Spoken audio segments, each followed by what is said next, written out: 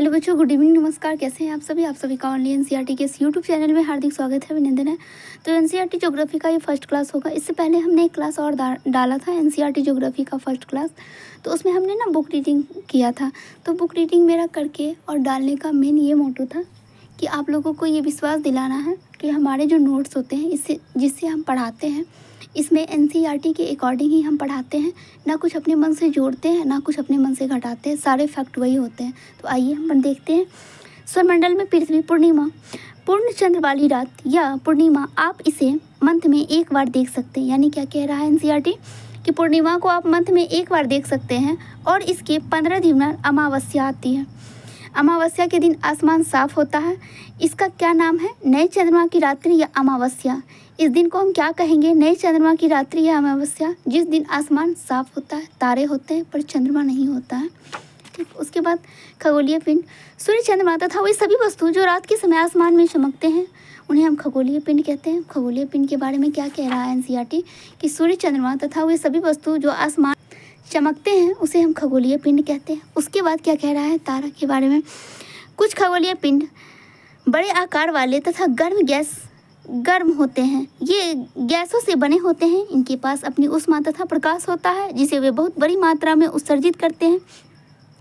इन खगोलीय पिंडों को तारा कहते हैं। और सूर्य भी एक तारा है। अब ये तारे के बारे में बता रहा है कि कुछ खगोलीय जो पिंड होते हैं गर्म होते हैं, बड़े आकार के होते हैं, ये गैसों से बने होते हैं। इनके पास अपनी ऊष्मा तथा प्रकाश होती है जिसे वो बहुत बड़ी मात्रा में उत्सर्जित करते हैं।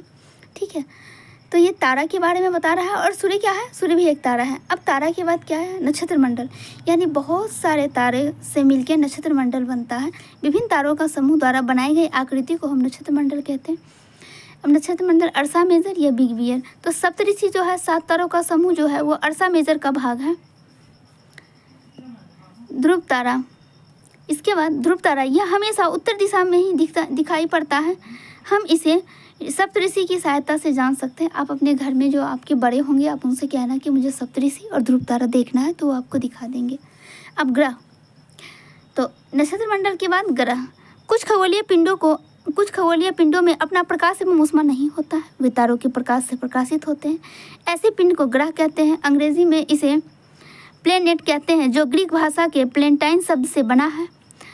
प्लेनेट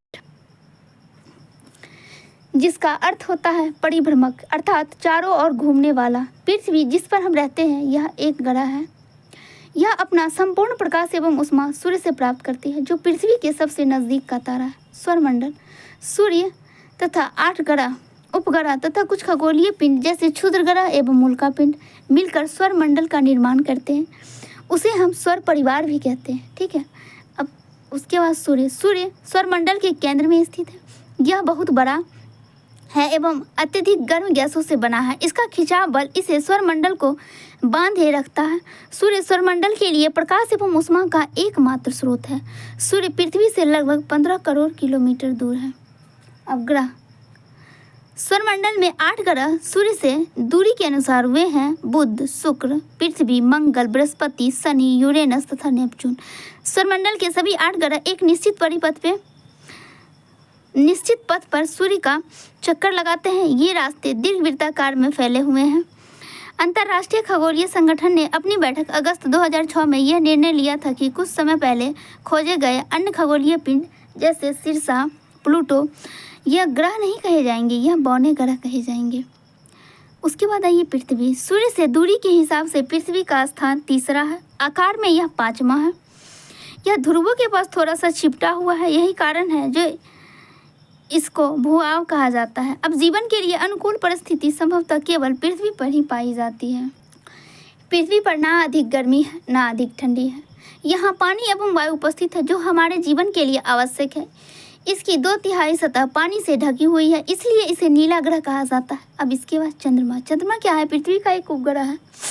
हमारी पृथ्वी के पास केवल एक उपग्रह चंद्रमा है। इसका व्यास पृथ्वी के व्यास का केवल 1/4 है। यह हमसे लगभग 3,84,400 किलोमीटर दूर है। चंद्रमा पृथ्वी का एक चक्कर लगभग 27 दिन में पूरा करता है और इतने ही दिन में यह अपने अक्ष पर भी घूम जाता है। यही कारण है जो हमें चंद्रमा का केवल एक ही भाग दिखाई देता है। इसके परिणाम स्वरूप पृथ्वी से हमें चंद्रमा का केवल एक ही भाग दिखाई पड़ता है। चंद्रमा की सतहों पर पर्वत, मैदान एवं गड्ढे हैं जो चंद्रमा की सतहों पर छाया बनाते हैं। पूर्णिमा के दिन चंद्रमा पर इन छायों को आप देख सकते हैं। अब क्षुद्र ग्रह। तारों, ग्रहों एवं उपग्रहों के अतिरिक्त असंख्यक छोटे पिंड भी सूर्य के चारों ओर चक्कर लगाते हैं। इन पिंडों को क्षुद्र ग्रह कहते हैं। ये मंगल एवं बृहस्पति की कक्षाओं के बीच में पाए जाते हैं। वैज्ञानिकों के अनुसार यह क्षुद्र ग्रह ग्रहों के ही भाग हैं। ग्रहों से बहुत वर्ष पहले विस्फोट में टूटे हुए थे। अब उल्का पिंड। सूर्य के चारों ओर चक्कर लगाने वाले पत्थरों के छोटे छोटे टुकड़े को उल्का पिंड कहते हैं। कभी कभी ये उल्का पिंड पृथ्वी के इतने नज़दीक आ जाते हैं कि इनकी प्रवृत्ति पृथ्वी पर गिरने की होती है। इन प्रक्रिया के दौरान वायु के साथ घर्षण होने के कारण ये गर्म होकर जल जाते हैं। फलस्वरूप चमकदार प्रकाश उत्पन्न होता है।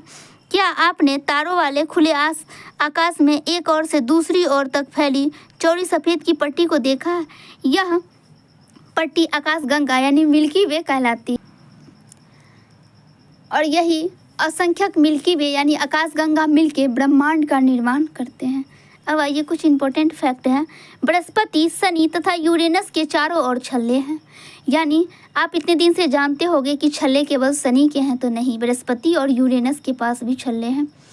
पौराणिक रोमन कहानियों में सोल सूर्य देवता को कहा जाता था। ठीक। ज्योग्राफी एक अंग्रेजी शब्द है। यह ग्रीक भाषा से लिया गया है जिसका अर्थ पृथ्वी का विवरण है। आर्यभट्ट प्राचीन भारत के प्रसिद्ध खगोलीय शास्त्री थे। उन्होंने कहा था कि सभी ग्रह तथा चंद्रमा प्रवर्तित सूर्य प्रकाश के कारण चमकते हैं। नील आर्मस्ट्रांग 21 जुलाई 1969 में चंद्रमा पर गए थे। तो ये सब छोटे छोटे डब्बे में करके एनसीईआरटी के इम्पोर्टेंट फैक्ट रखे हुए थे। हाँ, और एक और बात कि शुक्र को पृथ्वी का जुड़वा ग्रह कहा जाता है। अब शुक्र को भोर का तारा या सांझ का तारा भी कह सकते हैं।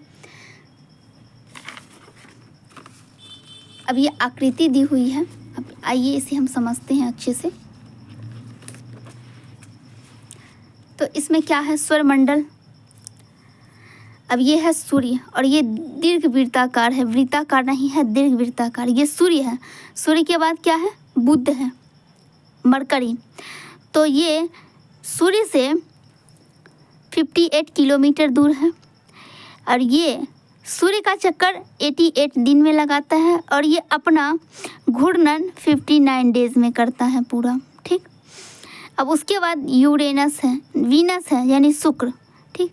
तो शुक्र सूर्य से 108 किलोमीटर दूर है और ये परिक्रमण 255 दिन में करता है और ये घूर्णन 243 दिन में करता है। इसके बाद पृथ्वी। और हाँ, एक और फैक्ट, शुक्र पे और यूरेनस पे सूर्य पश्चिम से उगता है। अब पृथ्वी सूर्य से 150 किलोमीटर दूर है और पृथ्वी एक चक्कर सूर्य का लगाता है 365 दिन में और अपना एक चक्कर लगाता है 24 घंटा में। अब पृथ्वी का एक उपग्रह चंद्रमा है। अब मंगल सूर्य से 228 किलोमीटर दूर है। अब मंगल सूर्य का चक्कर लगाता है 687 दिन में और अपना एक चक्कर लगाता है 24 घंटे में। यानी कि जितने दिन में ये चक्कर लगाता है पृथ्वी, उतने दिन में ये भी चक्कर लगाता है। इसका 2 उपग्रह है, एक फोबोस और एक डीमोस, और ये क्षुद्र ग्रह का पट्टी है। इसे आंतरिक ग्रह कहते हैं और इसे बाह्य ग्रह कहते हैं। अब जुपिटर, ये सूर्य से 778 किलोमीटर दूर है और ये सूर्य का चक्कर 11 साल 11 महीने में लगाता है और अपना चक्कर ये 11 साल 11 महीने और 56, और ये अपना एक चक्कर 9 घंटे में ये लगाता है अपना एक चक्कर। इसके पास 101 उपग्रह हैं। अब शनि, सूर्य से दूरी के हिसाब से